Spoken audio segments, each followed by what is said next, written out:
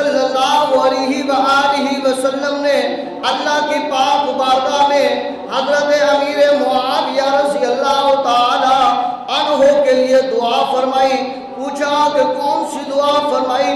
فرماتے ہیں کہ رسول اللہ صلی اللہ علیہ وسلم نے حضرت امیر معاویہ رضی اللہ تعالی عنہ کے لیے دعا فرمائی. اللہم اجعلہ ہادیا مہدیا وہدی بہ.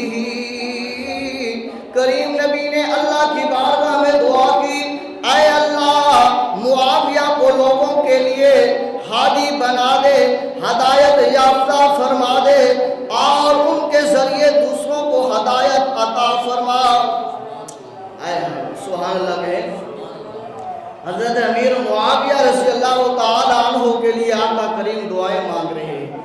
کبھی آقا کریم نے دعا مانگی، اللہ امیر معاویہ کو، میرے صحابی معاویہ کو حساب کا علم عطا فرما، کتاب کا علم عطا فرما. کبھی دعا فرمائی، اللہ اسے عذاب سے محفوظ فرما. کبھی آقا کریم نے دعا فرمائی، اللہ لوگوں کے لیے اسے ہادی بنا. کبھی دعا فرمائی، اللہ اسے ہدایت یافتہ فرما. کبھی کریم نبی نے دعا فرمائی، اللہ ان کے ذریعے دوسروں کو بھی ہدایت عطا فرما. اللہ اکبر. یہ ہے حضرت امیر معاویہ رضی اللہ تعالیٰ عنہ. آپ کی ذات کے کیا کہنے، آپ کاتب وحی بھی ہیں، یعنی کہ قرآن پاک بھی لکھنے والے ہیں.